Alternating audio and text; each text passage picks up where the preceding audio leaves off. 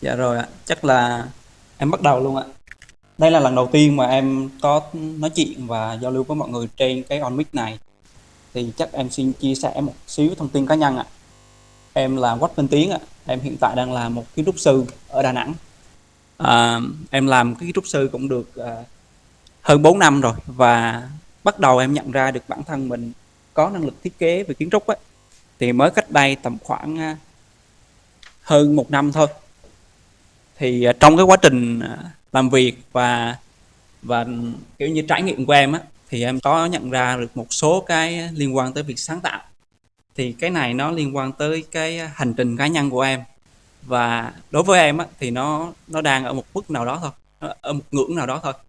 Vì cái hành trình sáng tạo này nó có thể kéo dài với em suốt cả cuộc đời, và nó sẽ không có một cái điểm dừng nào cả.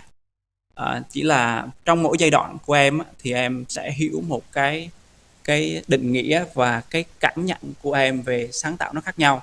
Thì trong hôm nay á, em chia sẻ những cái vấn đề và những cái suy nghĩ cá nhân của em, và em muốn rằng là mọi người cũng có thể chia sẻ được cái góc nhìn của mọi người để chúng ta cùng trao đổi. Và em cũng muốn rằng là sau cái buổi hôm nay á, là cái năng lực về hiểu sáng tạo của em được cao hơn. Tại vì khi mà chính em là người mà chia sẻ cái này á, thì đôi khi em lại nhận được ra rất là nhiều bài học cho cá nhân. Thì đó là cái phần giới thiệu về cái phần cá nhân của em ạ. Thì chắc là mọi người ai cũng biết được là sáng tạo là một cái định nghĩa mà trên Tiki hay là trên Google nó đã định nghĩa rồi. Thì mình hiểu đơn giản á, sáng tạo á là cái gì đó nó mới, mình tạo ra một cái gì đó mới, nó có lợi. Và cái này có lợi á thì nó có lợi cho một thời điểm nào hiện tại nào đó thôi, nó có lợi trong một khoảng thời gian nào đó thôi, rồi nó ở trong một không gian nào đó thôi. Và nó cũng có thể ở trong một cái việc cụ thể nào đó, chứ nó không phải là một cái thứ mà nó có lợi liên tục. Giống như là trước đây thì mọi người có thể hiểu được là ờ, người ta tạo ra cái giấy để viết. Em lấy một ví dụ, giấy viết hiện tại thì mình đang dùng nhiều, em đang hiểu được là hiện tại là mình đang dùng giấy viết nhiều. Sau khi người ta trải qua được cái việc đó là người ta tạo được giấy rồi thì người ta bắt đầu viết lại những cái câu chuyện này, người ta ghi nhớ lại những kiến thức này, người ta làm ra được những cái cuốn sách và truyền lại với thế hệ sau. Thì đến bây giờ á, cái việc dùng giấy nó bắt đầu, gọi là, bắt đầu cái ngưỡng, gọi là, có một cái thứ sáng tạo mới nó sinh ra, và nó làm cho cái việc lưu trữ này nó không còn chỉ ở trên giấy nữa.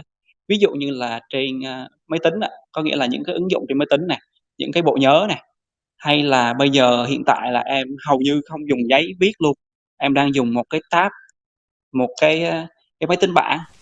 Thì mình sẽ hiểu được là trong từng giai đoạn thì cái sáng tạo nó sẽ giúp ích cho con người mình tới một mức độ nào đó thôi, và tương lai thì những cái sáng tạo nó bắt đầu nó bị thay đổi, và nó bị, gọi là, đào thải những cái sáng tạo mà nó không hợp thời đại nữa. Thì đó là cái hiểu của em về việc sáng tạo. Thì hiện tại không biết ở ở cái room của mình á, thì có ai cảm thấy mình đang đang biết năng lực sáng tạo, hay là đang cảm thấy bản thân mình là người sáng tạo, hoặc là đang cảm thấy bản thân mình không biết sáng tạo? Có ai không ạ? Có ai đang ở trong cái tình trạng là không cảm thấy bản thân mình có một chút sáng tạo nào hết? Thì em đặt ra câu hỏi này á, thì nó nhằm mục đích là để mọi người suy nghĩ thử là bản thân mình có thực sự là một cái cá nhân mà nó không có tính sáng tạo hay không. Thì đối với bản thân em á, thì ai ai trên đời này, người ta được sinh ra trên đời này á, đều là người, gọi là, có năng lực sáng tạo tự thân. Có nghĩa là ngay từ lúc sinh ra đã có năng lực sáng tạo rồi. Tuy vậy thì cái sự sáng tạo này nó bắt đầu nó bị lấn át đi. Em có thể lấy ví dụ giống như ngày xưa á, là bản thân em á, em rất là thích chế tạo ô tô. Có nghĩa là có bao nhiêu đồ chơi ở trong nhà ấy, em cũng đem ra hết, và em phá nó ra và em lắp ghép nó lại thành một cái xe mới, một cái món đồ chơi mới. Mà trong cái lúc, ngay cái lúc em tạo ra nó, thì em không thấy được là, có nghĩa là em không thấy được là đó là cái sáng tạo, mà em chỉ đơn giản là đang chơi một cái trò chơi, là tạo ra một cái gì đó mới thôi, và thỏa mãn được cái nhu cầu của em thôi. Ai ai cũng đã từng một lần sáng tạo hết, nhưng mà cái sáng tạo này bắt đầu bị tước bỏ đi. Có nghĩa là, nhiều khi chúng ta tạo ra được một cái gì mới và chúng ta thích thích khoe khoang về cái chúng ta đang tạo ra mới đó. Giống như là ngày xưa á, chính bản thân mình á, mình chế tạo ra được một cái xe, xong rồi mình đem tới cái xe đó tới và mình muốn khoe với bố mẹ mình á, thì, mình cứ nghĩ trong đầu á là mình sẽ được nhận được một cái lời lời khen nào đó. Nhưng mà thực tế thì nó lại không thế, nó lại nghe một cái lượt, kiểu như là, hơi trách móc và, kiểu như, chửi bới mình: "Tại sao là đồ chơi như thế mà con lại phá ra và con làm một cái mới? Và tại sao con không giữ cái đồ chơi đó đi, không có giữ cái đồ chơi nó lại để mà sau này có thể chơi, rồi, có thể em con chơi? Hay là nếu mà con phá đồ chơi đó tiếp á, thì mẹ sẽ không có mua đồ chơi mới cho con đâu." Thì chính cái việc đó nó bắt đầu nó kìm hãm cái sự sáng tạo của mình, của những đứa trẻ mà ngày xưa mình là những đứa trẻ đó. Thì, bắt đầu thì, cái đó lần lần lớn lên thì chúng ta bị bị, tước bỏ đi một cái quyền, gọi là, có thể chủ động sáng tạo. Đó là cái mà muốn chia sẻ về cái việc mà thực tế ra thì ai ai cũng đã từng một lần sáng tạo rồi. Ờm, nhưng mà cái đó nó chỉ là một cái phần rất là nhỏ thôi, có nghĩa là đó là một cái tác động bên ngoài, chứ nó không phải là tác động quan trọng nhất.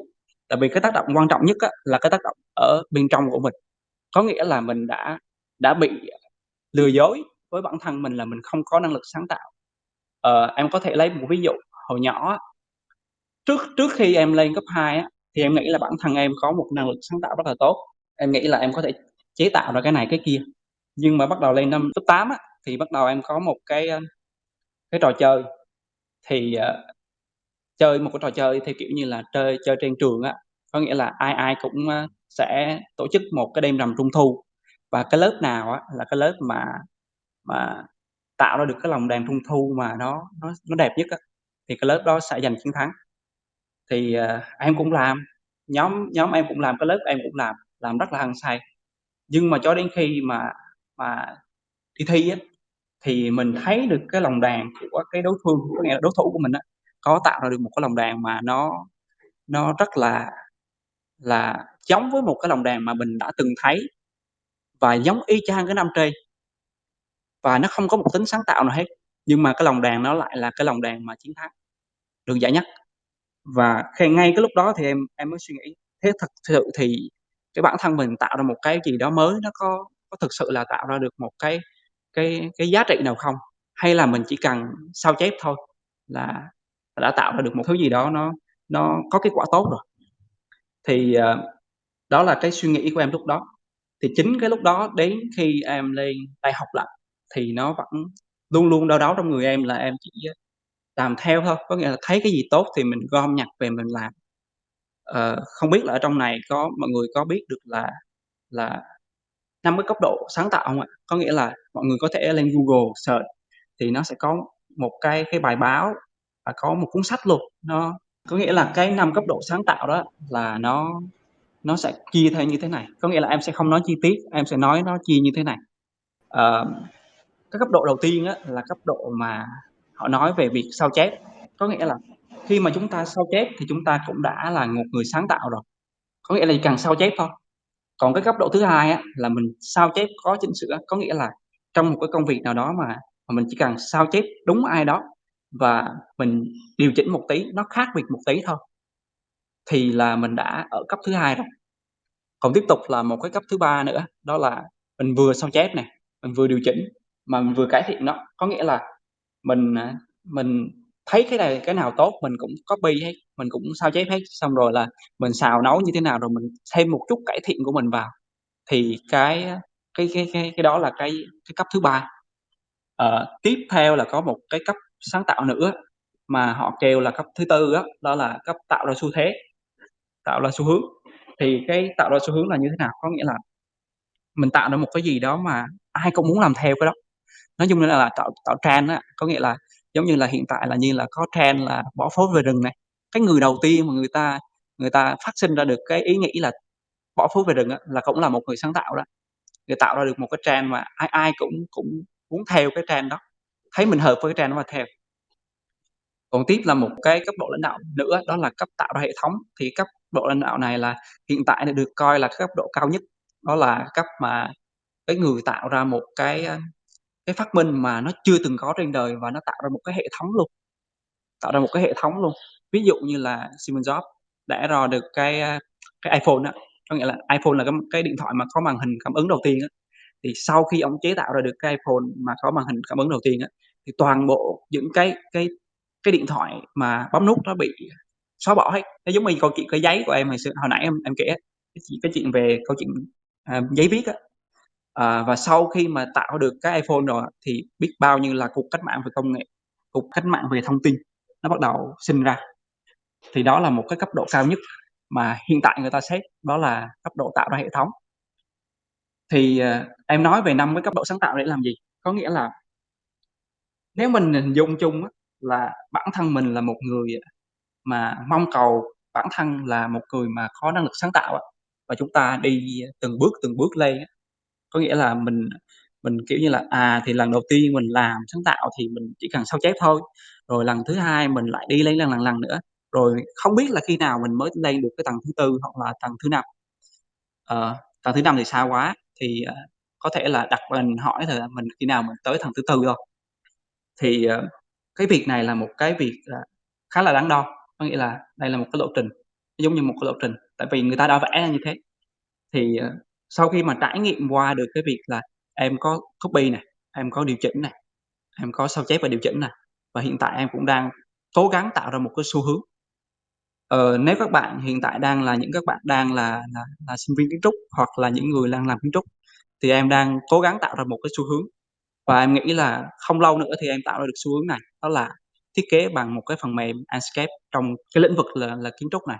Em nhận định lại một lần nữa thì thực tế ra á, 5 cái cấp độ sáng tạo này không phải là một cái lộ trình đâu, mà mình có thể bắt đầu với một cái việc khác, đó là mình nắm luôn một cái tư duy, gọi là tư duy sáng tạo. Và khi mà mình nắm được cái tư duy nào rồi á, thì mọi cái thứ mà hồi nãy giờ em kể á, nó chỉ là những cái thứ mà nó không còn một cái giá trị, khác là cái giá trị theo kiểu như là mình xếp nó vào một cái ngăn chứa và mình phân loại nó thôi. Thì, em sẽ chia sẻ về cái việc mà thế nào là cái tư duy sáng tạo để mọi người có thể có một góc nhìn rõ hơn. Thì hồi nãy em kể về câu chuyện là hồi nhỏ em tạo ra được, cái xa và ly khoa với mọi người như thế nào, rồi em cũng nói về cái lòng đàn như thế nào. Thì, thực tế thì, cái việc mà em nghĩ á là sáng tạo nó bị một cái mà nó bị tiêu diệt mạnh nhất là nó nằm ngay cái chỗ mà sự rập khuôn. Có nghĩa là từ bố mẹ của mình nè, từ những đồng nghiệp của mình nè, những người đang làm chung với mình, những người đang sinh sống với mình, rất là rập khuôn luôn. Và cái việc rập khuôn này nó bắt đầu gò bó và giết chết cái sự sáng tạo của mình. Em lấy ví dụ như đơn giản như thế này, chắc là các bạn cũng đang ở cái độ tuổi như em, đó là tầm khoảng 20, 15, trở đi hoặc trở lại, thì có một cái rập khuôn rất là lớn. Có nghĩa là trong cái tuổi này thì mày phải là người kiếm tiền nè, mày phải, làm rất là nhiều thứ để mày có được tiền, mày có được, địa vị, mày có được một cái ngôi nhà hoặc là một cái chung cư ở thành phố để mày làm. Hay là mình quen một, người phụ nữ đẹp, một người đàn ông, thú vị và mình cùng nhau sống với cuộc đời của họ, thì đó là cũng là một cái rập khuôn. Và thực tế thì mình đang đang bị rập khuôn đó, mình mà mình không biết đâu. Thì cái rập khuôn này những cái tiểu tiết của rập khuôn là như thế nào? Thì em có thể nói nè, trong cái ngành mình đang làm á, thì cái rập khuôn của mình là ngay cái quy trình của công ty. Cái quy trình công ty áp đặt lên mình á, là cái đó là một cái rất là rập khuôn và nó là một thứ giết chết sáng tạo. Tiếp tục là sao? Tiếp tục là tiêu chuẩn. Tiếp tục thứ ba á, là nó nói về vòng lặp. Vòng lặp là sao? Có nghĩa là, ờ, mình làm về một cái việc gì đó giống như là viết một bài content nè, hay là tạo ra một không gian kiến trúc nè, hay là vẽ một bức tranh, thì toàn bộ cái đó nó đều có một quy trình sẵn và người ta đã đúc kết thành một cuốn sách hoặc là một cái tài liệu ở trên Google, một cái video trên Google và hướng dẫn mình làm việc đó. Giống như là trong việc thiết kế á, là cái quy trình thiết kế của mình á, đơn giản là đầu tiên là lấy thông tin khách hàng nè, xong rồi là, à, nhận định cái nhu cầu của họ và bắt đầu là, thiết kế mặt bằng, xong rồi dựng 3D lên, xong rồi là, tạo ra một cái sản phẩm là bản vẽ rồi đó đó là một cái quy trình. Và chính cái việc đó nó giết luôn cái sáng tạo của mình. nó tạo ra được việc là, đây là một cái vòng lặp, và nếu mà mình muốn kiếm tiền á, mình muốn tạo ra một cái giá trị á, thì mình chỉ cần làm cái vòng lặp đó thôi. Và có hay chăng cái việc này nó làm cho mình trở thành một con người mà làm việc theo kiểu bán thời gian? Mọi người có thể thấy được là tại sao người ta không đánh giá cái chất lượng về bài content để mà chấm cái giá trị của bài content đó, mà người ta lại chấm về cái số lượng từ, số lượng câu chữ và số lượng bài. Ví dụ là một bài là 250.000 một bài, có là người nào nổi tiếng hơn thì là 1.000.000 một bài, kiểu thế. Mà người ta không đánh giá, gọi là, chất xám và cái chất lượng về sáng tạo ở trong cái bài viết đó, người ta không đánh giá cái đó, và người ta đi lòng vòng mà người ta cuối cùng người ta đánh giá bằng số lượng á. Chính cái vì thế mà cái sáng tạo nó bắt đầu chết đi trong con người mình, từ nhỏ đến lớn là do bố mẹ mình nè. Khi mình lớn mình thấy được cái môi trường xung quanh từ trong cái trường học này, đến khi mình làm thì những cái công việc ở công ty cũng đang tạo ra được cái rập khuôn đó, cái khuôn khổ đó và ép mình vào. Và toàn bộ những cái giá trị về sáng tạo của mình nó bắt đầu im hơi lặng tiếng luôn. Thế thì làm sao để mà mình có cái năng lực sáng tạo? Thì, cái năng lực sáng tạo này á là khi mà em đi tìm kiếm nó, khi mà em trải qua được những cái hành trình này thì em mới mới nhận ra được một điều là chúng ta thực sự đang sống với nhau trên cùng một góc nhìn. Mọi người để ý, trong một công ty thì chúng ta đang cùng nhau trên một góc nhìn với một người khác ở trong công ty, và những người đó rất là đồng cảm với nhau về mọi vấn đề về công việc, về một cái kết quả hay là về một cái cuộc chuyện trò nào đó, thì đó là chúng ta đang ở trên cùng một góc nhìn. Vì chúng ta cùng một góc nhìn thì chúng ta sẽ nhìn thấy một cái thứ giống nhau, và chính cái việc mà nhìn thấy một thứ giống nhau á, thì chúng ta sẽ không tìm ra được một thứ mới, mà cái thứ mới đó mới là cái thứ, gọi là, sáng tạo, là cái thứ mà khi chúng ta chạm tới nó thì đó là một cái thành quả mới. Thì, đơn giản nhất của việc mà tư duy sáng tạo á, thì nó nằm ngay cái việc đó là chúng ta có một góc nhìn mới. Thì, cái góc nhìn mới này á, nó không phải là một cái góc nhìn theo hướng là bác bỏ, nó cũng không phải là một góc nhìn theo kiểu như là bốc đồng, cũng không phải là một góc nhìn mà theo cái hướng là chúng ta cãi cùn vì nó. Chúng ta thường hay nghĩ á, chúng ta suy nghĩ theo hướng là khác biệt với người khác thì chúng ta đang là một người có góc nhìn mới, nhưng mà thực sự đó không phải. Hoặc là chúng ta đang cố gắng tạo ra được một cái kết quả mới thì đó là sáng tạo, nó không phải. Cái sáng tạo nó không nằm ở cái việc bốc đồng, nó không nằm ở việc cãi cù, nó không nằm ở việc mà chúng ta cãi với một người nào đó, chúng ta tranh chấp với người nào đó để tạo ra được một cái kết quả đó là chúng ta chiến thắng, chúng ta là nhất, chúng ta là tạo ra một kết quả mà cái kết quả nó không tốt bằng. Nó không phải như thế, mà nó nằm ngay cái tư duy, gọi là, tư duy phản biện. Thì, cái này là em đang gọi nó em đang dùng từ để gọi nó đó là sáng tạo phản biện. Sáng tạo phản biện là gì? Có nghĩa là với mọi thứ mà chúng ta đang sử dụng, đang làm, đang tạo ra thì chúng ta cũng có thể đưa góc nhìn phản biện vào. Em có thể giải thích được cái góc nhìn phản biện đơn giản là như thế này, có nghĩa là chúng ta sẽ dựa trên những cái chúng ta đang có và chúng ta luôn luôn đặt câu hỏi là "Thế cái này thực sự nó tốt chưa? Hay là nó có một cách nào đó nó tốt hơn? Cái này nó đang như thế này thì nó nó đã tiết kiệm thời gian chưa? Hay là có cách nào nó tốt hơn không?" Và chúng ta không bác bỏ nó, chúng ta biết nó đang đúng, chúng ta đang biết những việc chúng ta đang đúng, chỉ là chúng ta phản biện lại là làm sao để nó tốt hơn, làm sao để nó có một cái sự thú vị hơn, làm sao để cho nó nhanh hơn. Thì khi chúng ta đưa góc nhìn sáng tạo theo kiểu phản biện vào, dựa trên cái kết quả mà chúng ta đã tạo ra, thì chúng ta sẽ bắt đầu hình thành một cái góc nhìn mới, gọi là cái hình thành ra một góc nhìn mới. Và em gọi đó là một cái góc nhìn mới mà có thể khai thác được sự sáng tạo bên trong mình. Và cái sự sáng tạo này nó phải nằm ở trên một cái nữa, đó là sự hiểu biết đủ rộng. Có nghĩa là nếu chúng ta không hiểu biết đủ rộng á, thì chúng ta sẽ không có một cái cơ sở gì á để mà đặt vấn đề, không có cơ sở gì để mà đặt câu hỏi hết á. Em lấy ví dụ, giống như là mấy bạn đang ngồi đây là hầu như là nhân sự ở công ty em, và trong cái team, thiết kế của em á. Thì, nếu mà chúng ta không biết được là cái dầm nó chịu lực theo kiểu là tải trọng ngang hay tải trọng đứng, cái trụ nó chịu tải trọng theo kiểu như là ngang hay đứng hay xiên, thì chúng ta sẽ không sử dụng nó để mà thiết kế được. Đôi khi chúng ta lại nhầm lẫn là, chúng ta dùng cái dầm để làm cái trụ và chúng ta dùng cái trụ để làm cái dầm, thì như thế nó sẽ không không đủ sâu.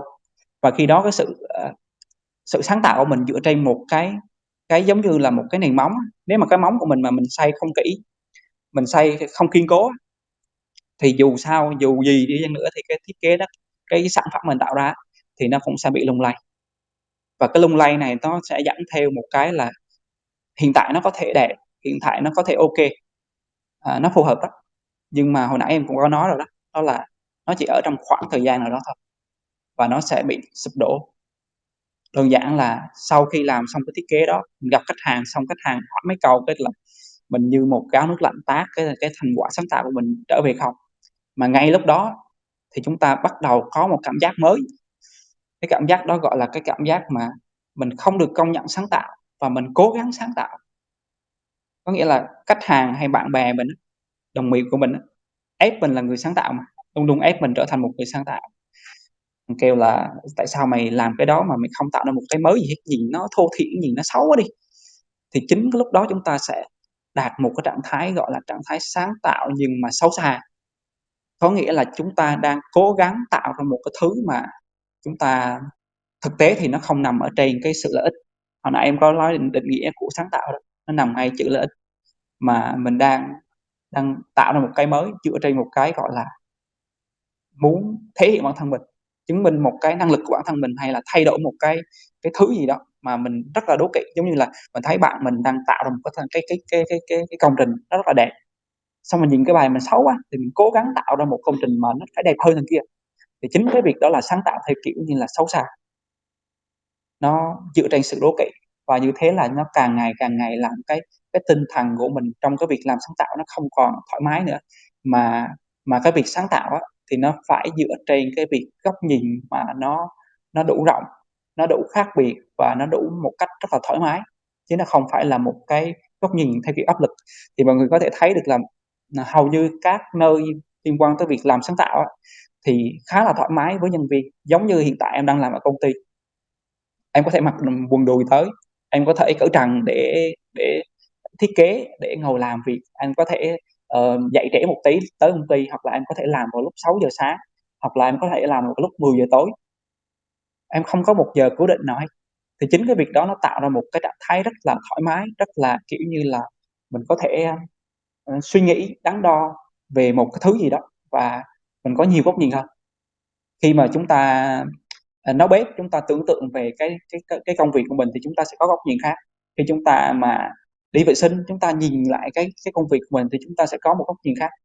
Thì chính cái không gian nó cũng tạo ra được một góc nhìn mới. Thì đó là chúng ta hãy luôn luôn ở trong một trạng thái, gọi là, sáng tạo tích cực. Tích cực ở đây á là chúng ta luôn luôn ở trên một cái tâm thái nó rất là hồn nhiên, là nó rất là vui vẻ, rất là, kiểu, thoải mái và chúng ta muốn làm gì thì làm. Và chỉ đơn giản là chúng ta để tâm trí của mình tới cái công việc mà chúng ta đang sáng tạo, thì, chúng ta đắn đo đủ nhiều, chúng ta, gọi là, à, mong cầu đủ nhiều, chúng ta suy nghĩ đủ nhiều á, thì bắt đầu cái kết quả sáng tạo nó được hình thành. Cái này thì em đã thực hành nó, em làm rất là nhiều lần. Em thiết kế kiến trúc á, thì hầu như là em không có vẽ vời, em không có, kiểu như là, phải nghiên cứu sâu.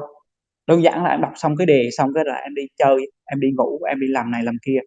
Và tới một cái giai đoạn nào đó, em suy nghĩ đủ nhiều, đủ sâu rồi á, em hình dung đủ đủ rộng rồi á, thì lúc đó em đặt bút ra là em vẽ luôn ra cái mặt bằng, em vẽ luôn cái hình khối. Thế thì cái sáng tạo này á, nó không nằm ở bên ngoài. Mọi người nè, nó không nằm bên ngoài. Đối với em thì nó không nằm bên ngoài, nó không phải là ai đó làm việc chung với mình, ai đó giúp mình, ai đó tìm ra cái gì đó rồi trao cho mình một cái năng lực là năng lực sáng tạo, nó không phải, nó nằm ở bên trong mình á, nó nằm trong cái bản bản thân mình á. Thì, cái này nếu về cái cách mà để tạo ra được một cái, gọi là, cái khả năng sáng tạo, cái tư duy sáng tạo này á, thì nó nằm ngay cái chỗ đó là chúng ta luôn luôn phải là người nuôi dưỡng cái trạng thái này. Nuôi dưỡng là sao? Có nghĩa là nó không bao giờ có một cái thứ gì đó mà nó liên tục hết á. Có nghĩa là khi chúng ta vui thì chúng ta sẽ không bao giờ mà thấy nó vui trọn vẹn hết. Có nghĩa là tới một lúc nào đó thì nó sẽ kết thúc, chúng ta buồn cũng thế, đến đến một lúc nào đó nó kết thúc. Thì cái sáng tạo này đó, nó cũng là một cái dòng suy nghĩ, một cái dòng cảm giác, một cái trạng thái của mình. Thì nó luôn luôn thay đổi và nó có thể đứt đoạn bất cứ lúc nào. Vì thế nếu chúng ta đang ở trong một cái môi trường sáng tạo, hoặc chúng ta đang là một con người mà luôn luôn mong cầu cái kết quả tốt hơn, và em nghĩ là ai ai cũng nên giữ cho mình, gọi là, một cái tư duy đó là sáng tạo. Có nghĩa là ý của em á là không phải người làm về ngành sáng tạo là có làm sáng tạo đâu, có nghĩa là những người mà làm những ngành sáng tạo như là thiết kế này, design này, hay là, kiểu như là, ờ, những cái ngành thời trang á, thì mới cần năng lực sáng tạo, mà ai ai trên thế giới này đều có cần được cái năng lực sáng tạo đó, cần có năng lực sáng tạo với mình. Và thì cái năng lực sáng tạo này á, thì mình phải nuôi dưỡng nó, và nuôi dưỡng bằng cách nào? Nuôi dưỡng bằng cách là chúng ta luôn luôn tập một cái thói quen là vượt qua những cái gì đang đang hiện hữu. Có nghĩa là đôi khi cái quy trình công ty của mình, hay là đôi khi cái việc mình đang làm á, là nó chưa đúng đâu, nó chưa tốt nhất, nó còn có một cách nó sáng tạo ra được một cách mà chúng ta làm tốt hơn nữa. Thì chúng ta phải vượt qua được những cái thứ mà đang đang có hiện hữu của mình á. Em lấy ví dụ đơn giản như là vượt qua quy trình, có nghĩa là sao? Có nghĩa là trước đây mình cứ nghĩ là mình viết một cái đoạn văn, mình phải, đặt cây bút vào, và chúng ta, gọi là, viết một bài content, chúng ta đặt cây bút vào và chúng ta list ra những cái gạch đầu dòng cho từng đoạn, có, gọi là, một cái keyword, gọi là, một cái câu, gọi là, câu chủ đề cho đoạn đó, và chúng ta dẫn dắt người đọc tới một cái kết quả là gì đó. Thì bây giờ chúng ta có thể thay đổi luôn, là chúng ta không gạch đầu dòng nữa, chúng ta thử viết theo kiểu mạch cảm xúc thì sao? Có nghĩa là chúng ta nghĩ ra tới đâu thì chúng ta viết tới đó thì sao? Hay đơn giản là bây giờ chúng ta không viết nữa, mà chúng ta nghĩ ra như thế nào, chúng ta nói ra như thế đó, chúng ta ghi âm lại, và sau cái cuộc ghi âm đó thì chúng ta sẽ tổng hợp nó lại và đúc kết nó lại thành một bài viết thì sao? Hay là có rất là nhiều cái cách khác, giống như là hỏi một đứa trẻ là một đứa mà có năng lực sáng tạo đó mọi người. Những cái đứa trẻ mà không bị tác động từ gia đình nhiều á, thì đứa trẻ đó là đứa mà sáng tạo rất là tốt. Và nếu chúng ta có thể có năng lực trò chuyện với những đứa trẻ, thì chúng ta có thể, gọi là, học hỏi rất là nhiều từ đứa trẻ đó. Thì, đó là một cái góc nhìn liên quan tới việc là chúng ta hãy hãy vượt qua những cái gì đang có ở hiện tại, để mà nhìn nhìn nhận cái sự việc đang xảy ra bằng một góc nhìn khác. Thì đây là một cái thói quen thôi, một cái thói quen thôi. Trong mọi tình huống thì chúng ta đều có thể đưa cái thói quen này vào. Ví dụ như là trong một cái cuộc cãi vã của mình và người yêu của mình, thì bình thường á là mình sẽ rất là cau có, rất là khó chịu nếu mà người yêu mình đang làm một việc gì đó mà mình không thích. Thì, mình có thể vượt ra khỏi cái sự cau có đó được không? Hãy thử đặt câu hỏi là ngay cái lúc đó chúng ta có thể vượt qua ra khỏi cái lúc mà cảm giác của mình là mình đang cau có đó không?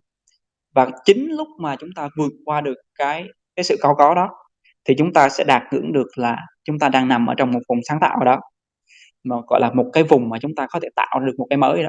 Khi mà vượt qua, nhìn nhận lại bản thân mình, mình đang rất là cau có, mình đang rất là khó chịu, thì hiện tại mình không nên làm cái thái độ như thế này, mình không nói những câu nói nó kiểu như là, nó tác động ngược lại với người yêu mình nữa, mà mình sẽ lựa chọn một cách khác.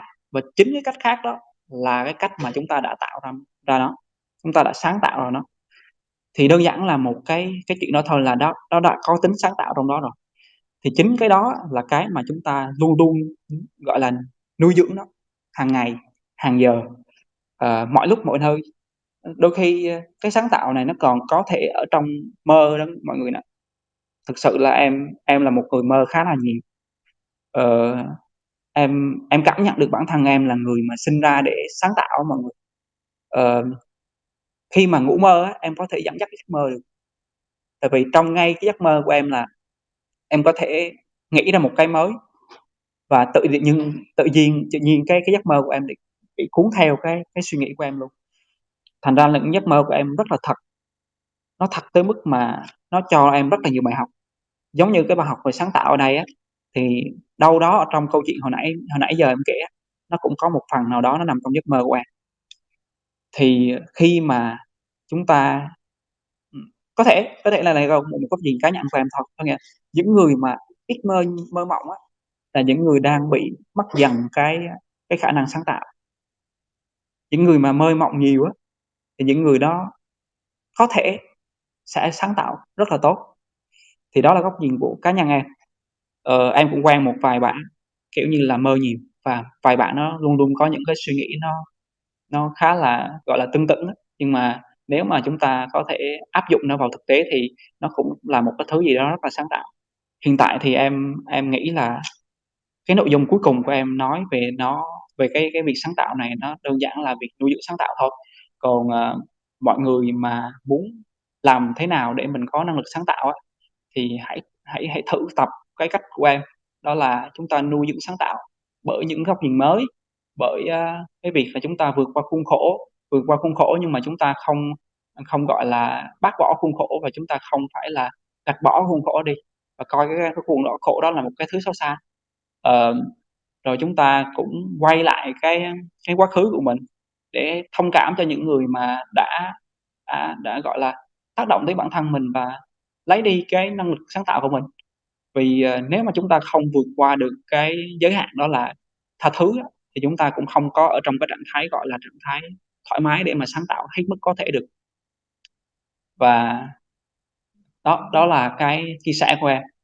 Thì, hiện tại em đang chia sẻ được khoảng 33 phút rồi, thì, em nghĩ là em cũng nên kết thúc cái việc chia sẻ và bắt đầu qua một cái phần mới là cái phần liên quan chúng ta talk show và, kiểu như, chúng ta nói chuyện, chia sẻ với nhau về cái góc nhìn của chúng ta. Vì đây là góc nhìn cá nhân của em, nó không dựa trên một cái gì cả, có nghĩa là nó cũng không dựa trên một cái tài liệu nào hết, nó cũng không dựa trên một cái nguyên lý nào hết, nó chỉ là một cái trải nghiệm của cá nhân. Thì em hy vọng rằng ở đây là chúng ta cũng chia sẻ với nhau về những góc nhìn cá nhân, như là góc nhìn về việc, hồi đó giờ thì mình đang có thực sự sáng tạo không? Hay là tại sao mà mình hiện tại mình chưa có năng lực sáng tạo, hay là hiện tại mình có rồi, và mình có bằng cách nào? Thì em hy vọng là mọi người có thể chia sẻ và chúng ta cùng nhau đặt ra những câu hỏi để chúng ta giải quyết được một số cái tư duy của việc mà sáng tạo này. Không biết là có ai muốn chia sẻ không ạ? Mọi người nếu mà muốn chia sẻ có thể là kích vào cái bàn tay á, kiểu như là giơ tay lên á. Mấy bạn ở trong team của anh có muốn nói gì hông? Ngân thì sao Ngân? Bà Ngân thì sao? Bà Ngân muốn nói gì không bà Ngân? Xin giới thiệu với mọi người là có một bạn là bạn Ngân, hiện tại trên nick á là Alo123 xin nghe á, bạn đó cũng đang tổ chức một số cái buổi talk show ở trên cái online này. Và đây là một cái đứa em mà mình rất là quý ở trong công ty. Thì bạn này là một trong những cái bạn mà tác động đến cái suy nghĩ của em và giúp em thay đổi được cái tư duy đó, thay đổi được cái hiện tại nếu nói về cái việc mà năng lực sáng tạo hiện tại của em ở hiện tại á, thì ở đây sẽ có khá là nhiều bạn tác động và, à, Ngân là một trong những bạn mà khá là tiêu biểu đang, gọi là, đã tác động tới em để có cái suy nghĩ như hiện tại. Không biết là Ngân có góc nhìn gì hông Ngân? Em không có góc nhìn gì hết. Ô kê anh. Dạ, À, mời anh Facebook ạ. chào bạn ạ. Thật ra là mình vừa mới vào từ cái phòng khác á, thì là Dạ, mình thấy chủ đề bạn khá là hay, thì không biết bạn có thể hệ thống hóa hoặc là tóm tắt lại nãy giờ 40 phút các bạn đang bàn về gì được không ạ? Để mình hiểu hơn á. Rồi, mình cảm ơn. ờ, ô kê, hiện tại là cái số nó đang tăng lên, hiện tại tới 46 người lận, thì chắc là mình cũng tóm tắt lại luôn.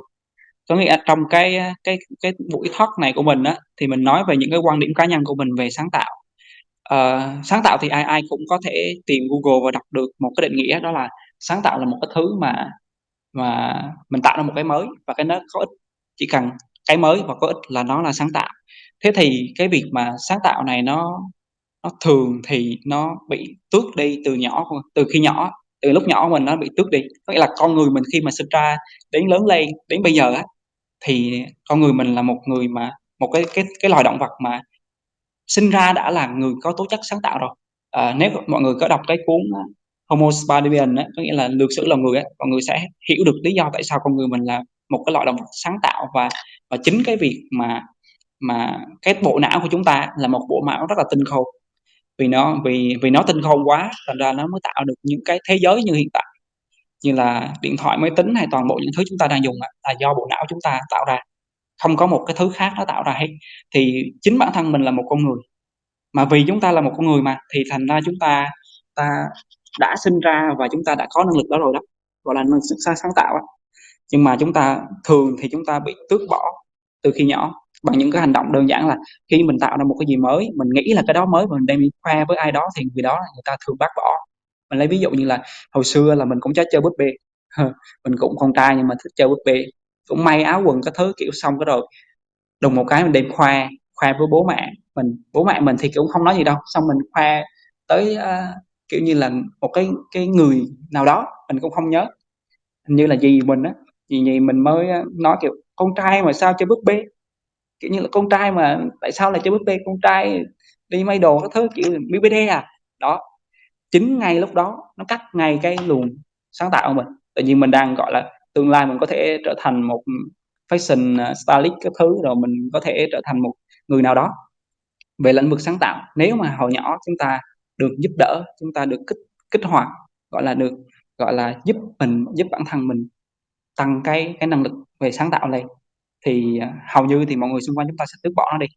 Và dần dần chúng ta bị tước bỏ đi rồi, nhưng mà lại tiếp tục đó là bị, những cái môi trường, liên quan tới công việc nó lại tước bỏ thêm lần nữa, là bắt đầu áp đặt quy trình lên chính công việc của mình. Thế là mình mất luôn cái năng lực sáng tạo. Thì cái năng lực sáng tạo này mình có thể tóm gọn với nhau với lại một câu á, thì nếu mà muốn lấy lại cái năng lực sáng tạo đó, thì chúng ta hãy thử đặt mình với một góc nhìn mới, với một cái, trạng thái mới. Có nghĩa là chúng ta hãy vượt qua những cái cái cái cái sự hiểu biết ở hiện tại, có nghĩa là chúng ta vượt qua những cái, gọi là, khuôn khổ hiện tại, chúng ta đưa ra một góc nhìn mới. Và khi chúng ta đưa ra một góc nhìn mới và chúng ta nuôi dưỡng cái việc mà chúng ta đứng ở bên ngoài, nhìn lại bản thân mình, đứng bên ngoài, nhìn vào cái vấn đề đó, thì, dần dần chúng ta sẽ có một thói quen đó là hình dung mọi thứ những cái gì nó tốt hơn. Gọi là, đặt ra những câu hỏi làm sao để cho cái đó nó tốt hơn, làm sao để công việc mình tốt hơn, làm sao để cho cái mối quan hệ của chúng ta tốt hơn. Thì chính những câu hỏi đó, chính những cái góc nhìn mới đó thì nó sẽ tạo ra được một cái hành động mới, một cái kết quả mới, thì chính cái hành động và kết quả đó là cũng được gọi là sáng tạo rồi. Thì đó là cái việc tóm tắt của mình ạ. Thì, không biết là mọi người có ai muốn chia sẻ không ạ? Hiện tại mình đang thấy bạn, Tâm Đức, KTS. Bạn Hưng cứ nói ạ. Dạ, ý là em muốn đặt câu hỏi cho anh Tiến cũng như là mọi người á, là về cái vấn đề sao chép nhưng mà có chọn lọc thì nó có được xem là một cái dạng của sáng tạo không? Hay là nó là được nhìn với một cái ánh nhìn tiêu cực? Câu hỏi của em. Vâng ạ, cái này thì mình sẽ đưa trên góc nhìn cá nhân nhé, xong rồi bạn nào mà có một góc nhìn mới thì có thể, thảo luận tiếp. Đối với mình á, thì cái việc sáng tạo á, tại vì có chữ sáng và chữ sáng tạo á, nó có chữ sáng và chữ tạo, đúng không? Thì chỉ có mình tạo được một cái gì đó là mình thỏa mãn được chữ tạo á, thì mình đã là làm được một nửa rồi đó. Còn chữ sáng á, là giống như là sáng kiến, là một cái gì mới. Thế thì nếu mà xét vào việc sáng tạo á, thì nếu mà thực sự bản thân mình xét vào việc sáng tạo á, thì cái việc mà sao chép y chang á, là một cái việc nó chỉ là tạo ra một cái kết quả nào đó thôi, chứ nó chưa chưa phải là một cái gì đó gọi là sáng tạo. Nhưng mà cái việc mà sao chép mà có điều chỉnh á, thì nó bắt đầu tạo ra một cái kết quả mới rồi. Và khi tạo ra một kết quả mới á, thì nó là gọi là, một cái sự sáng tạo đó. Còn nếu mà bạn nói về việc là cái sự sáng tạo nó bị, mọi người có phải là ý của bạn là mọi người, nhìn vào nó và mọi người, kiểu như là, đánh giá mình không? Đúng không Hưng? Dạ, ý của em là kiểu như người ta nhìn thấy mình sao chép một cái gì đó, nhiều khi là họ không quan tâm là mình có thay đổi hay không, chỉ cần họ thấy có một cái nét gì đó nó giống với lại cái bản gốc thì họ bắt đầu họ lên ý kiến này nọ kiểu như vậy á. Ừm, theo mình thì, cái góc nhìn của cái người đó thì thực sự là cái góc nhìn của người đó thôi. Còn nếu bản thân mình mà mình đang cảm thấy cái kết quả của mình đang khác biệt, khác hơn so với cái ban đầu á, thì thực tế thì nó cũng là một cái thành quả của bản thân mình rồi. Thế thì, nếu nếu mà gặp ở trường hợp của mình á, thì mình nghĩ đó là mình nên tập trung vào việc đó là cái kết quả mình nó tạo ra ra được cái lợi ích không. Có nghĩa là hầu như mọi người thường đem một cái kết quả ra và so đo sự giống nhau, giống như là đem một bài nhạc của Sơn Tùng ra mà đi coi lại là bài nhạc này nó có hay là nó có bị, gọi là, ờ, làm theo hay là bị, mix lại từ một bài nhạc khác không. Thì, cái việc đó nó không còn quan trọng nữa. Thực sự cái việc đó nó không còn quan trọng khi mà chúng ta tập trung vào cái lợi ích của nó. Tại vì mọi cái thứ trên thế giới này nó tạo ra á, chỉ nhằm một mục đích thôi, đó là phục vụ được đúng nhu cầu và cái phục vụ đó nó có lợi và nó tạo ra ích lợi. Thì nếu mà Hưng tạo ra một cái thành quả, một cái kết quả nào đó mà chỉ cần nó tạo ra được một cái trạng thái, gọi là, trạng thái giúp ích tới người khác, tạo ra được một cái lợi ích cho người khác, hay là cho chính Hưng á, thì nó đã là một cái thành quả rồi đó. Nên là cái việc mà người ta ở một cái cơ cao hơn, người ta đang ở một cái cấp độ sáng tạo cao hơn á, thực chất ra thì người ta sẽ không nói như thế đâu, người ta sẽ không có vô bắt bỏ mình đâu. Đôi khi là chính cái người đó người ta không hiểu một xíu gì về sáng tạo, thành ra là người ta mới bắt bỏ mình đó. Thì cái câu trả lời hiện tại này đã giải đáp được cái mong muốn của Hưng chưa? Dạ được rồi anh. Em cảm ơn anh nha. Ừ, đừng Còn đừng mọi có người có ý kiến gì nữa thêm không ạ? ừ. OK, mọi người có muốn góp ý gì không ạ? Với cái câu hỏi. Dạ, mời anh Tâm Đức ạ. Ấy là để tiếp nối luôn cái ý mà Hưng muốn hỏi á, thì để củng cố niềm tin thêm cho Hưng á, thì mình nghĩ là Hưng đang tập trung vô cái điều tốt đẹp á. Hưng đừng có sợ là khi mình sáng tạo là mình giống với ai, hay là người nào phê bình mình, hay là như thế nào. Nhưng mà Hưng hãy tập trung vô cái điều tốt đẹp mà Hưng mang lại á. Hưng cứ nghĩ đi, một cái công trình hay là một cái gì đó mà Hưng thiết kế ra đi, nó có 1.000 đường nét đi, thì giả sử như trên thế giới này nó chỉ có 1 triệu đường nét thôi, thì cái 1.000 đường nét của Hưng á chắc chắn nó sẽ trùng với một cái đường nét nào đó, nhưng mà chẳng qua là họ nhìn thấy hoặc là họ tìm thấy nó ở đâu thôi, và họ quy chụp là mình là không sáng tạo. Nhưng mà mình hãy nhìn vào cái điểm tốt á, là mình đã tự hào mình học hỏi được cái tốt của cái vấn đề đó, và mình sáng tạo thêm cái gì đó cho nó phù hợp và nó phục vụ cho cái gì đó. Cho nên là anh muốn nói ở đây là Hưng hãy làm hết mình, sáng tạo hết khả năng và đặt cái tâm của mình vô trong đó, thì mọi sự sáng tạo nó đều có ý nghĩa. Hay là cho dù nó là một sự sao chép đi thì nó cũng có ý nghĩa. Thì đó là cái góc nhìn của anh, để mà anh mong muốn là mọi người sẽ vững tin hơn cái việc mà mình sao chép. Mình sao chép nhưng mà mình có sáng tạo, và mình sao chép có mục đích tốt đẹp, thì anh nghĩ điều đó là tuyệt vời. OK, mọi người tiếp tục đi. Anh nghĩ là anh hết nội dung mà. Dạ. Đó, thì hiện tại mình đang trên một cái lộ trình mà, thì cái lộ trình nó phát triển mà. Có nghĩa là trong hiện tại thì mình chưa thực sự là một người sáng tạo, mình chỉ là một người đang tìm kiếm cái sự sáng tạo thôi. Thì mình hãy tìm kiếm tiếp đi. Thì khi mà làm đủ nhiều, đủ sâu á, thì chúng ta sẽ có một cái năng lực mà tự thân mình có thể có một cái tư duy sáng tạo. Và cái tư duy sáng tạo này á, nó không chỉ là áp dụng trong cái nghề của mình, nó có thể áp dụng trong cuộc sống của mình, nó áp dụng trong những cái mối quan hệ của mình, nó áp dụng với mọi thứ. Vì đây là một cái tư duy, và nó là tư duy thì chúng ta có thể áp lên hầu hết những cái thứ khác. Nó cũng giống như tư duy mà mấy bữa trước đây mà buổi hôm qua Ngân nói về việc mà hạnh phúc và yêu bản thân mình, nó cũng là một tư duy có thể áp hết mọi thứ hết á. Thì không biết là có anh chị nào muốn chia sẻ tiếp không ạ? Một cái câu chuyện của bản thân cũng được ạ. Nếu mà anh chị đang muốn chia sẻ thì có thể giơ tay lên, cứ mạnh dạn đi ạ. Em cũng như mọi người thôi, em cũng đang làm một cái vai trò chỉ là một người chia sẻ những thứ mình đang có. Mấy bạn ở trong công ty mình thì sao? Hay là, mọi người có đúc kết được ra một cái bài học hay gì ở trong cái buổi talk show này không?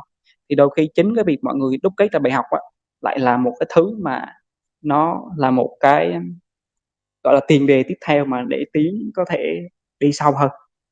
Nếu mà không có bạn nào có góc nhìn hay là có chia sẻ gì thì, cái talk show của mình hôm nay mình kết thúc tại đây nhé, tại vì hiện tại nó cũng là 54 phút rồi, thì cũng gần 1 tiếng đồng hồ rồi ạ. Em có một chút cái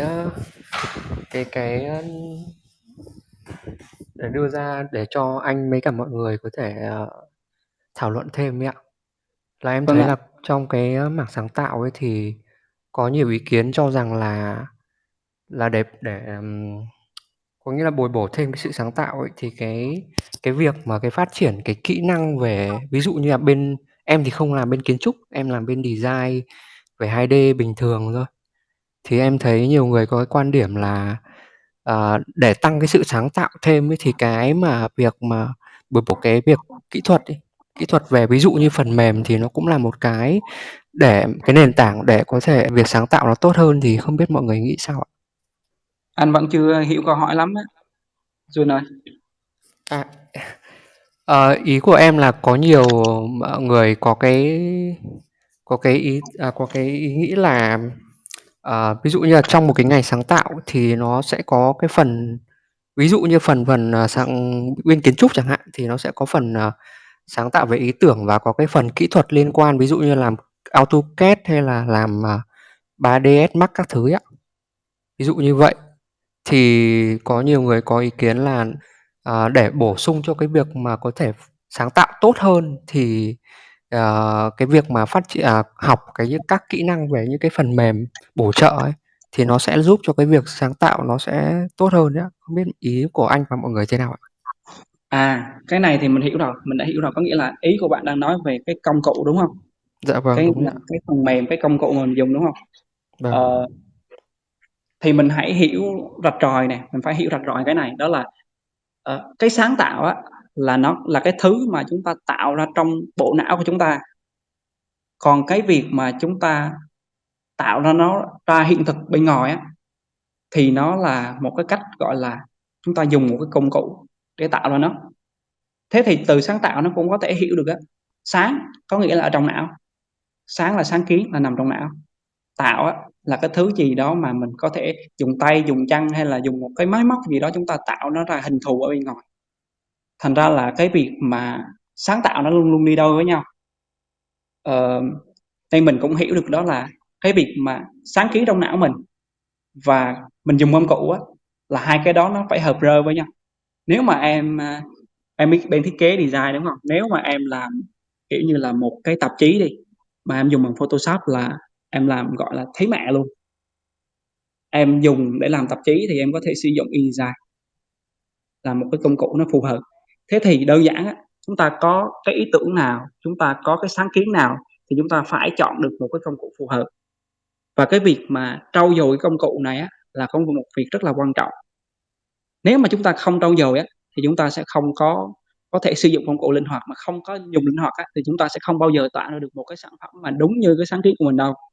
Ờ, anh có thể ví dụ hơn một cái ví dụ bên góc nhìn khác, giống như là nếu mà bạn không có gõ máy nhanh thì chúng ta sẽ không bao giờ viết content nó tuột luột được, nghĩa là nó là một cái content mà chúng ta, viết nó ngay ngắn được. Tức nghĩa là trong não mình suy nghĩ rất là nhanh, cái não mình thông minh lắm mọi người, nó suy nghĩ nhanh lắm, nó suy nghĩ với một tốc độ cực kỳ nhanh luôn.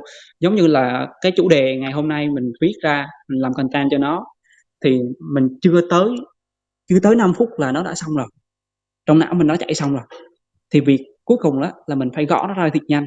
Nếu mà mình không gõ ra thiệt nhanh á, thì chúng ta bị một cái đó là chúng ta bị mất cái luồng suy nghĩ. Thế thì cái công cụ nó phải cùng tốc độ với cái cái sự sáng kiến đó, cùng với tốc độ của cái não bộ của mình.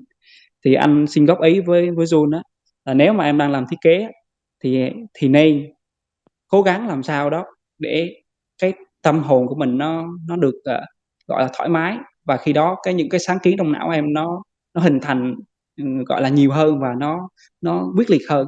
Và em hãy bổ trợ cái công cụ để mình có thể thể hiện nó tốt hơn. Và cái công cụ mà em nên bổ trợ tốt nhất á là cái tay của mình á.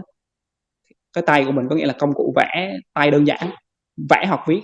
Tại vì vẽ hoặc viết là hai cái công cụ mà đối với bản thân anh á, là nó nhanh nhất, gọi là nhanh nhất.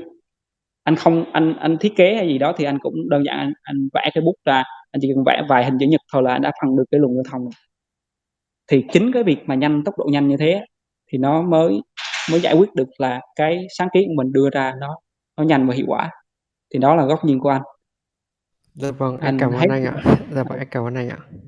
ừ À, thì đây là anh muốn chia sẻ thêm một chút chỗ này nữa là khi á, mà em hiểu được cái công cụ á, và em làm chủ được cái công cụ á, thì cái việc mà em hệ thống cái luồng thông tin trong não mình á, nó nó thông qua một cái công cụ á, thì nó làm cho cái hệ thống sáng tạo và cái dữ liệu mình đưa vào á, nó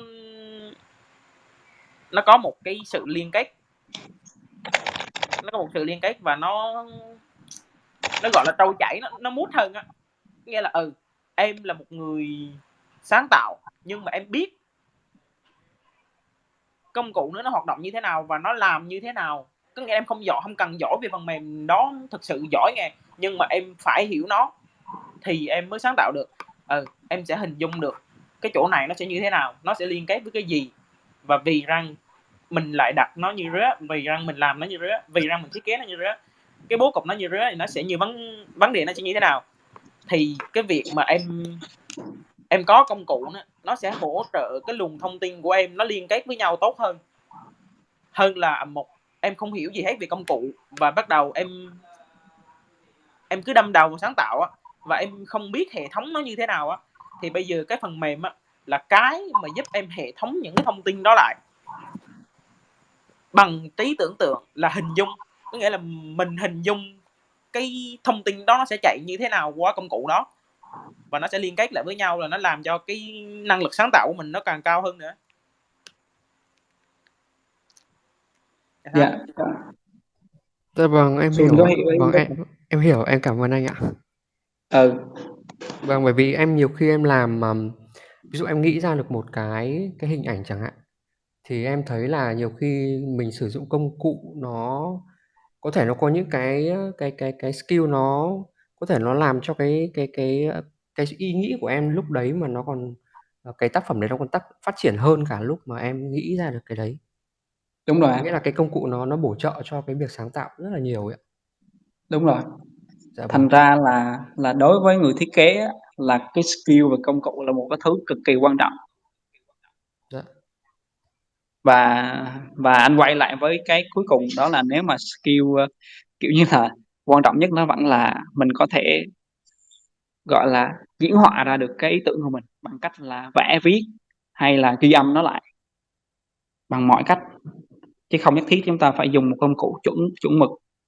Rồi không biết là có ai muốn nói không ạ? Hiện tại là đang có luận luận hồi nãy có giơ tay nhiều mà anh accept không được, không biết nó bị lag hay bị gì á.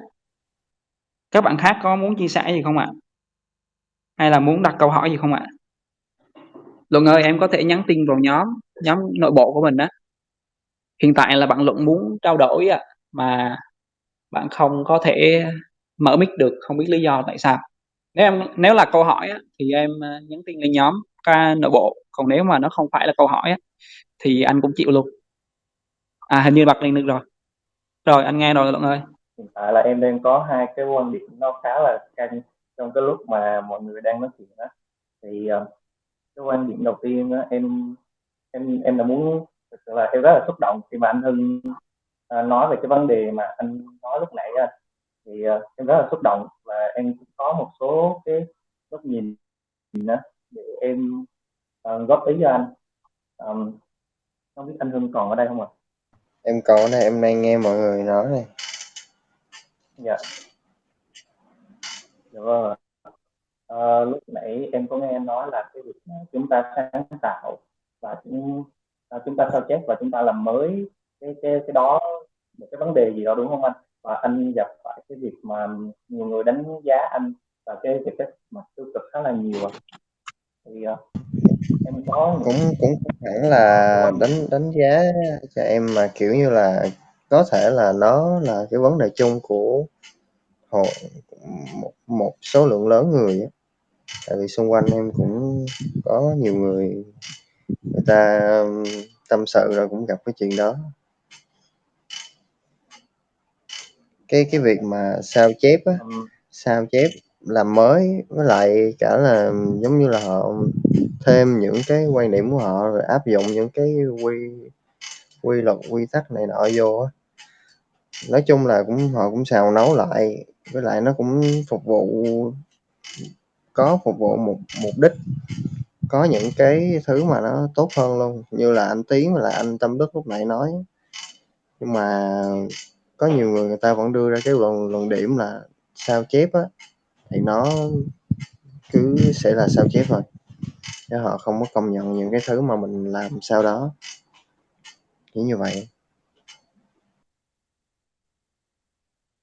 Dạ vâng ạ. Theo anh thì có những nhu cầu có cũng được, mà không có cũng không sao, nó cũng không ảnh hưởng đến một cách thực tế đối với mình này. Nhưng mà để mà duy trì những cái đó thì nó sẽ khiến bản thân mình rất là mệt mỏi. Cái việc mà họ đánh giá mình như thế nào á, mình có chết liền hay không? Không. Chứ nó mình có bị sao hay không? Cũng không luôn. Nó ảnh hưởng cuộc sống của mình như thế nào không? Cũng không. Nhưng mà anh vẫn tiếp tục duy trì cái tinh thần đó thì nó sẽ khiến bản thân anh rất là mệt mỏi và gò ép. Thì thực ra em nghĩ cái suy nghĩ của anh nó như thế thì nó hơi sai và nó cũng không có ích.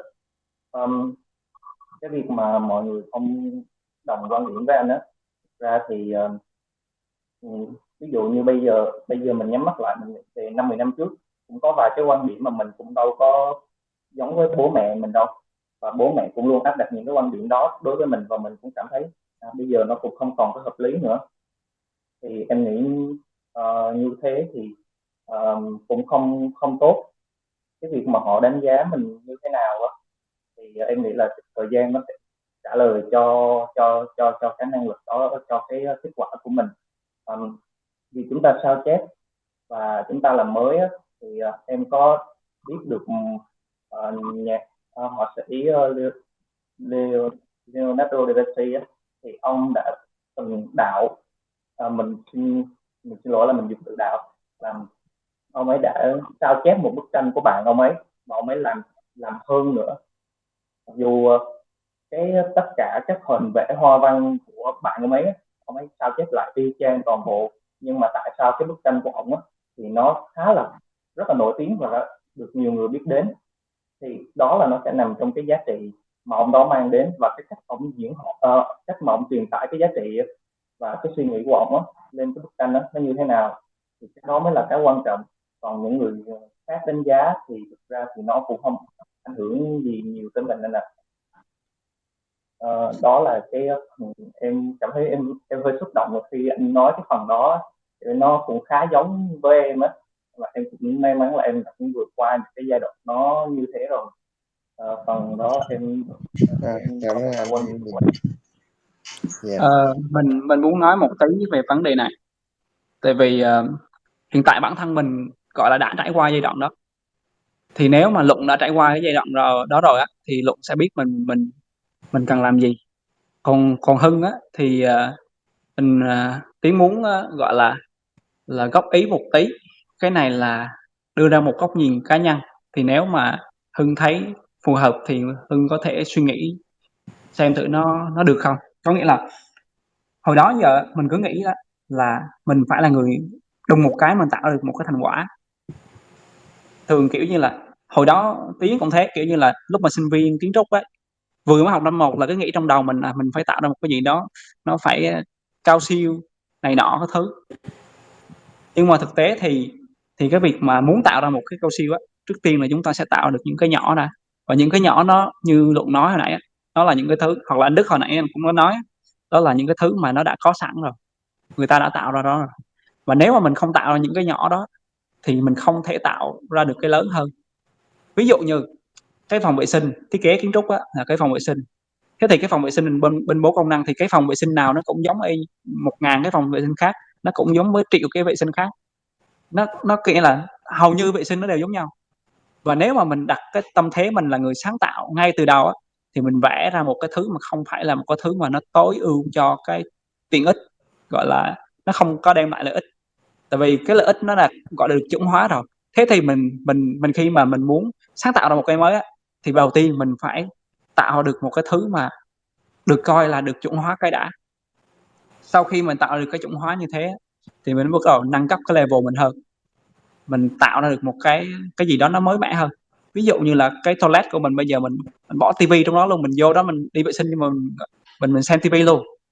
Hay là bây giờ không kiểu như là hơi hơi viển vông một tí, đó là đi vệ sinh nhưng mà mình nằm chứ mình không ngồi. Thì đó là những cái thứ mà sau này nữa. Tại vì mình biết lý do tại sao mình tổ chức mình binh cái phòng vệ sinh, coi là mình thiết kế phòng vệ sinh mình là nằm chứ không phải ngồi. Vì lý do gì? Vì cái lý do là người ta kiểu như là người ta bị bệnh đau, gọi là rất là khó đi lại, thì cái việc mà đi vệ sinh nó là một việc rất là khó khăn. Trong một ngày người ta bệnh, người ta có thể đi tầm khoảng 10 lần. Thế thì việc nằm đi vệ sinh nó tốt hơn nhiều. Thế thì mình tạo ra cái vệ sinh cho người nằm. Và cái việc mà mình lựa chọn cái đối tượng mà mình phục vụ và lựa chọn được cái lý do tại sao mình làm như thế, thì mình mới tạo được một cái mà người ta mới công nhận. Chứ không đùng kêu ông Tiến ông thiết kế ra một cái vệ sinh mà nó cho người nằm, người ta đi vệ sinh, thì hồi nãy giờ chắc mọi người ngay lúc mà Tiến nói như thế, mọi người sẽ thấy thật là dở hơi. Nhưng mà mình phải đúng người, có nghĩa là cái đó là cái lợi ích. Và trước khi mình có lợi ích đó là mình có, hồi nãy Tiến có nói, nó phải dựa trên một cái nền tảng, gọi là một cái sự hiểu biết đủ rộng. Khi chúng ta có một cái sự hiểu biết đủ rộng đó, thì chúng ta sẽ tạo được những cái thứ mà có thể có ích với xã hội này, có thể có ích với bản thân mình và những người xung quanh. Thì đó là cái góp ý của anh. Luận với Hưng thấy sao? Cái góp ý của anh nó cũng bổ ích đó. Em cảm ơn anh. Ok. Rồi, Nhưng mà có một cái em chia sẻ thêm là như hồi trước á, thì thầy của em cũng có nói về cái vấn đề nhà vệ sinh này, là khi mà họ thiết kế cái trường mầm non mà nó nằm ở trên cái vùng núi á, thì họ không có nghĩ tới cái việc là bố trí nhà vệ sinh. Nhưng mà khi mà nghĩ tới á, thì kiểu như là nó ờ, họ chỉ nên bố trí cái nhà vệ sinh mà ngồi xổm thôi. Tại vì những đứa trẻ ở đó nó ngồi bình thường không có quen, thành ra là kiểu như là em mới nghĩ ra một bài học là cái việc sáng tạo này á, nó phải phù hợp với lại cái điều kiện xung quanh đó. Đúng Ý rồi, em là đó là đúng ngay cái việc nó nằm đúng cái lợi ích đó. Cái lợi ích nó phải phục vụ được một cái đối tượng nào đó. Hồi nãy không biết anh Đức muốn nói gì đúng không anh Đức? Em thấy anh bật mic hồi nãy. Khi nãy đó thì sẵn cái mô típ thì anh định nói luôn là cái việc mà em nói đó là mình phải biết mà đủ rộng mà đủ sâu á để mà mình sáng tạo á. Thì mình muốn đủ rộng đủ sâu á thì đầu tiên là mình phải đi sao chép và mình đi copy ra. Chính xác rồi. Cái đó là cái cơ bản mà lúc mà tụi anh bắt đầu học kiến trúc là thầy dạy cho anh. Tụi bay làm ơn đừng sáng tạo, tụi bay hãy đi copy giùm tao. Tụi bay sáng tạo ra những cái thứ mà không dùng được á thì tụi bay sáng tạo làm gì? Đó, thì để mà mình nghĩa là trong một cái quy trình á, ví dụ như quy trình nó có 10 cái giai đoạn đi, thì bây giờ á, mình chỉ cần sáng tạo một giai đoạn thôi. Sau này mình đủ kiến thức rồi mình sẽ sáng tạo 2 giai đoạn, 3 giai đoạn. Và mình luôn luôn đặt cái tâm thế là mình biết là mình copy đó, nhưng mà mình copy có sáng tạo. Cái gì tốt mình sẽ học hỏi, mình đưa vào, mình vận dụng. Sau này khi mà mình đủ kiến thức rồi thì lúc đó mình sẽ vận dụng cái đó, mình sáng tạo lên. Cho nên là cái việc mà mọi người phê bình hay là mọi người mà đánh giá, cái đó là cái bản chất của họ rồi. Và con người mình luôn luôn nhìn vào một sự việc thì cái bản tính của con người là nó luôn luôn soi mói và tìm vào cái điểm xấu. Cho nên mình cần phải có những cái buổi talk show như thế này mà để củng cố được những cái người mà họ có cùng hệ tư duy á, họ có cùng cái lý tưởng á, để mà tiếp thêm cái động lực để mà mình tiếp tục và mình vững tin và mình có được cái năng lượng hơn, mình đi liên tục trong cái việc mà con đường mà mình đi đến sáng tạo. Thì chỉ muốn nói là đừng có ngại đánh giá, nhưng mà mình hãy là mình và mình hãy làm cái gì đó mà nó có ích, thì mọi cái sự làm có ích của mình đến một lúc nào đó nó sẽ sáng tạo. Vậy thôi. Dạ, cảm ơn anh rất nhiều. Không biết là có bạn nào muốn chia sẻ tiếp không ạ? Hiện tại mình đang thấy khá là nhiều bạn nữ ở trong này. Mình cũng không quen luôn. Không biết là các bạn có góc nhìn gì không? Có muốn chia sẻ gì không ạ? Tiến ơi, Anh nghe Luận ơi. em vẫn còn một câu hỏi mà em chưa kịp nói luôn. À, em thấy là cái sự sáng tạo á, nó dựa trên cái việc mà chúng ta tìm hiểu, nó là tri thức, là kiến thức, thì nó sẽ dựa trên cái việc mà chúng ta kế thừa và làm mới nó. Thì em cũng khá quan tâm về cái việc mà khi chúng ta mà cứ làm trong cái giai đoạn, làm trong cái quá trình sáng tạo á, thì cái tôi của mình á, trong sáng tạo á, nó trỗi dậy và nó cũng khá là khó kiểm soát. Nó là bản tính mà, bản tính của con người mà muốn sở hữu một thứ tài sản của họ vậy đó. Thì hiện tại thì em đi học trên trường cũng vẫn có, và tất cả các bạn xung quanh em, cái việc mà cái tôi của họ trong cái việc mà họ sáng tạo thiết kế cũng rất là cao. Thì em muốn hỏi anh và tất cả mọi người cái góc nhìn, là những cái lời khuyên gì đó cho em được mà. Ok. Cái này là một cái chủ đề khá là rộng đó Luận. Nó nằm cái keyword mà trong đầu anh liên tưởng tới á, đó là cái tôi trong sự sáng tạo. Thì cái này có thể sinh ra được một cái chủ đề mới, và anh nghĩ là chúng ta có thể trao đổi với nhau cái chủ đề này trong cái buổi talk show lần tới thì nó sẽ hợp lý hơn. Anh cũng chia sẻ một số góc nhìn cá nhân của anh về cái việc này. Ờ, cái việc cái tôi của mình thì mọi người sẽ hiểu được cái tôi của mình á, nó tham lam này, nó đố kỵ, hay là nó mong cầu nhiều thứ, nó muốn cái gì nó cũng là của mình á. Thì cái này nó được sinh ra từ cái xã hội, chứ nó không sinh ra ở bản thân của chúng ta. Có nghĩa là bản ngã chúng ta không có những điều này, nhưng vì xã hội nó làm như thế, thành ra nó tạo ra như thế. Nó tạo ra cái trạng thái như thế này. Thế thì cái việc mà như Luận nói, thế thì làm sao để mà chúng ta kiểm soát được nó? Thì đơn giản là chúng ta kiểm soát được cái việc là những cái thứ mà xã hội này tác động tới bản thân chúng ta từ đó giờ, chúng ta có thể kiểm soát được nó không? Chúng ta có thể thay đổi được nó không? Những cái gì tốt chúng ta sẽ giữ lại, và những cái gì xấu chúng ta tách ra không?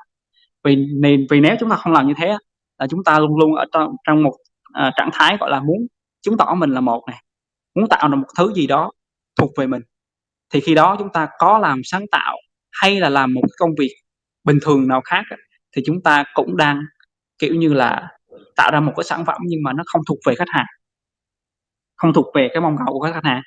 Ví dụ như là có những người thiết kế ra một cái nhà, cái mặt tiền mà cái người chủ nhà người ta chỉ cần một cái mặt tiền đơn giản thôi, nó rẻ, họ muốn công trình họ rẻ, đơn giản.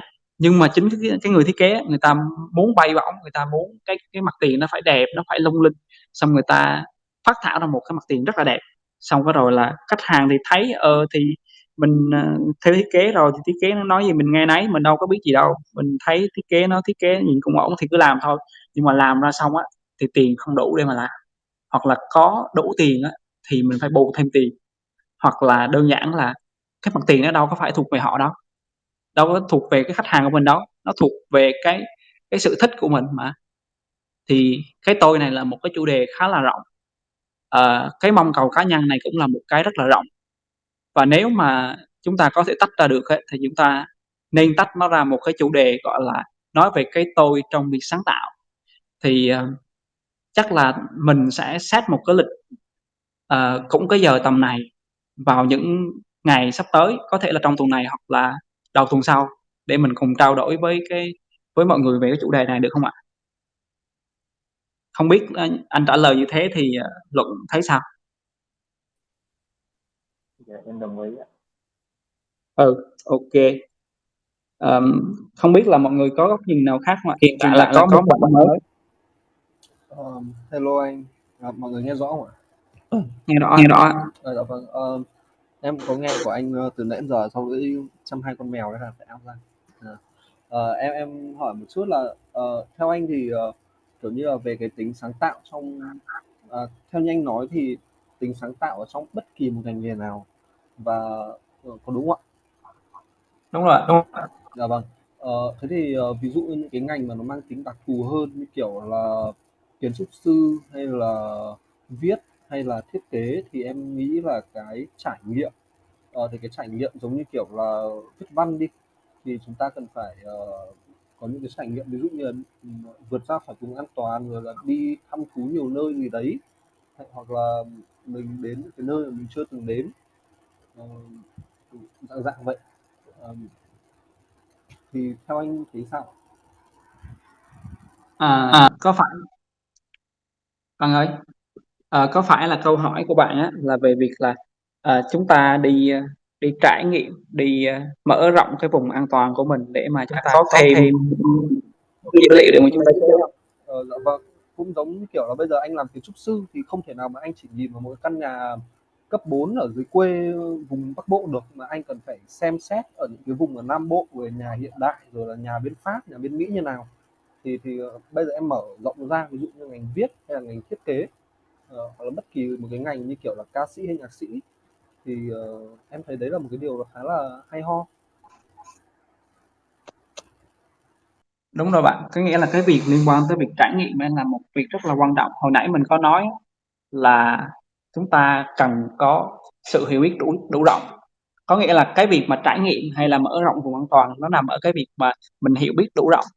Thế thì cái việc hiểu biết đủ rộng này là gì? Nó giống như là một một cái sân chơi á, có nghĩa là trên cái sân chơi nó có rất là nhiều đồ chơi và mình muốn muốn cái việc mà sáng tạo của mình nó có nghĩa là mình sẽ ví dụ như thế này, giống như là mình có một cái sân chơi 20 mét vuông đi, mình có chừng đó cái đồ chơi, xong cái mình chơi miết với những chừng đó cái đồ chơi á, thì mình sẽ tạo ra được một cái kết quả là có chừng đó cái nếu mình cho 20 cái thứ mà mình sáng tạo ra. Thế thì mình muốn sáng tạo nhiều hơn á, thì chúng ta sẽ phải phải là người mở rộng cái sân chơi mình ra. Bây giờ không phải là 20 mét vuông nữa mà chúng ta mở là 100 mét vuông, 1.000 mét vuông thì chúng ta sẽ có nhiều cái đồ chơi để mà có thể sáng tạo hơn. Và cái việc sáng tạo này á thì nó vẫn nằm ở chính bản thân mình, chính cái bên trong mình, chính cái tư duy của mình. Còn cái việc mà dùng bao nhiêu đồ chơi á thì cái đó là khi mà bản thân mình đủ hiểu rõ bản thân mình nữa, nghĩa là bản thân mình đủ hiểu được và biết được cái năng lực sáng tạo của mình tới đâu á, thì mình mới ôm cái, gọi là, mở rộng cái vùng sân chơi đó ra. Vì sao? Vì nếu chúng ta không không hiểu được bản thân mình có năng lực sáng tạo tới đâu, hay cảm nhận được bản thân mình sáng tạo tới đâu á, thì toàn bộ những cái thứ mà chúng ta mở rộng cái vùng sân chơi nó cũng vô nghĩa. Nó giống như là hiện tại mình lắp Lego được một bộ mà mình lắp chưa xong thì mình làm sao mình mở rộng ra được 1.000 bộ Lego thì mình lắp để làm gì? Không có cái ý nghĩa gì cho việc mở rộng ra được 1.000 bộ Lego này. Chỉ khi chúng ta có năng lực mạnh hơn thì chúng ta tự động chúng ta có mong cầu thúc đẩy cái giới hạn về vùng an toàn hay là thúc đẩy cái việc mà bản thân mình trải nghiệm nhiều hơn. Đó là cái chia sẻ của anh. Không biết thỏa là mãn cái Dạ vâng. Cho em hỏi thêm một câu nữa là ờ, bây giờ các bạn tầm từ sau khi học đại học xong là tầm 20 đi, tầm 20 đến 2 năm thì em thấy đa số các bạn sẽ là có một cái công việc nó khá là gọi là dập khuôn, kiểu như là sáng đi làm tối về ấy. Nên là đôi khi nó hơi bị bí bách. Ví dụ như em là em đang làm em đang trốn dịch ở thành phố Hải Phòng thì em đang làm công việc cũng khá là em cảm thấy công việc thì nó khá là ổn, lương lụng khá là ổn, mỗi tội nó hơi buồn một tí thì thật ra nhiều lúc em cũng rất là kiểu muốn nhảy ra ngoài, tuy nhiên là nhiều lúc em lại muốn là kiểu ở đây nó khá là ổn ấy, kiểu như em đôi khi em cảm thấy hơi bị ngại để mình có thể là thoát ra sau đó lại bắt đầu lại từ đầu kiểu như thế. Ok, anh hiểu ý của em á là mấy bạn trẻ hiện tại á thì bạn bản tính á, gọi là bản năng đang thôi thúc mình đi tìm hiểu, đi tìm tòi, đi sáng tạo, Đúng rồi. đúng không? Đúng rồi. Còn Còn em ơi em tắt mic ok. ok. Còn còn cái công việc mình lại đang lựa chọn á là cái công việc mà nó gọi là an cư á. Cái này nó nằm ở cái sự lựa chọn thôi em ơi, nó không có khác. Hiện tại anh đang chọn một công việc mà nói ra thì mức lương hay là những cái liên quan tới vật chất nó không nhiều, nhưng mà nó đủ để mà anh có thể trải nghiệm rất là nhiều. Có nghĩa là cuộc sống anh hiện tại nó giống như là một cuộc sống về trải nghiệm á, nên là anh không có, gọi là, quan trọng hóa quá nhiều về cái liên quan tới sự an toàn. Vì đơn giản anh là người muốn vượt ra khỏi vùng an toàn, mà khi mà mình muốn vượt ra khỏi vùng an toàn á, thì chúng ta luôn luôn gặp những cái trắc trở, luôn luôn gặp những cái khó khăn. Thế thì mình giữ vùng an toàn để làm gì? Không hiểu tại sao chúng ta là một người mà bản tính mong cầu là vượt ra vùng an toàn, tìm ra cái mới, nhưng mà lại sợ mất đi vùng an toàn. Chỉ đơn giản là mình đã vượt ra được, gọi là, đã mong cầu cái việc vượt ra vùng an toàn rồi á, thì chúng ta luôn luôn ở trong trạng thái không an toàn. Nên là, cái này là sự lựa chọn của mỗi người thôi. Nếu em mong cầu cái việc mà vượt ra giới hạn, tìm hiểu được trải nghiệm nhiều hơn thì, em có thể suy nghĩ và thay đổi hoặc là đánh đổi cái gì đó. Thì cái gì nó cũng có một cái kết quả để đánh đổi mà, cũng có một cái thứ để mình phải đánh đổi mà. Giống như anh thì anh biết anh đánh đổi cái gì và anh được cái gì thì anh cứ tiến thôi. Anh rất là hạnh phúc với cái việc mà anh đang làm, hay là, kiểu như là, anh không có vướng bận một cái thứ gì hết. Thì đơn giản như là như thế. Thì, đó đó là là sự sự lựa lựa chọn của Rồi, ok, em cảm ơn. Không, thật ra thì em đợt vừa rồi trước khi Sài Gòn với Hà Nội bùng dịch là em định bay vào một trong hai chỗ đấy làm rồi. Nhưng mà tự nhiên nó lại bùng dịch ra, thế là em lại cuốn chân ở đây tiếp. Ok, em cảm ơn anh. ok. ok. Ừm. Ờ, thực sự thì hiện tại nó đang là 22:22, đúng 22:22 luôn. Cái cuộc họp của mình đang diễn ra được 1 tiếng 27 phút rồi. Thì, chắc là Tiến nghĩ là mình nên kết thúc cái cuộc họp này để, mình có thể có một khoảng thời gian lặng hơn để suy nghĩ về những cái bài học hay là những câu hỏi mà mình đã nhặt được ở trong cái buổi talk show hôm nay. Và nếu các bạn thích cái buổi hôm nay của mình chia sẻ thì các bạn có thể follow và tham gia với mình cùng cùng với mình một cái talk show tiếp theo, đó là cái tôi trong sáng tạo, đúng không? Hồi nãy anh nhớ là cái tôi trong sáng tạo. Thì, hy vọng là cái, buổi hôm nay là một cái buổi mà mọi người có thể nhận ra được những cái vấn đề của cá nhân. Cảm ơn mọi người rất là nhiều khi mọi người, ngồi ở đây và nghe Tiến nói tới 10:30 rồi, gần 10:30 rồi. Dạ, thế thì, mình kết thúc, cái buổi talk show ngày hôm nay nhé. Cảm ơn mọi người rất là nhiều ạ. Cảm ơn anh Tiến cũng chia sẻ kinh nghiệm của mình nha. Cảm ơn anh. Bye bye mọi người ạ. Chúc mọi người ngủ ngon ạ.